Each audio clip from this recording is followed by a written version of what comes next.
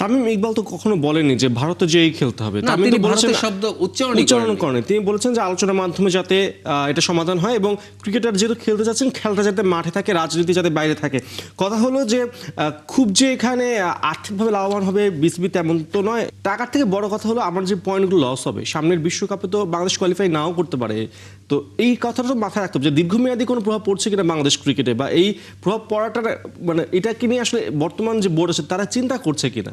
সেটাই, আপনি আর্থিক ক্ষতি কিন্তু সেরকম মানে আপনি সেই যেটা ট্যালিটা দেখালেন এটা কিন্তু আর্থিক ক্ষতিটা অতটা না, কিন্তু যে প্রশ্নটি আসছে আসলে আপনি তামিম ইকবাল যেটি বলছে যে আলোচনার মাধ্যমে পৃথিবীর সব সমস্যার সমাধান সম্ভব।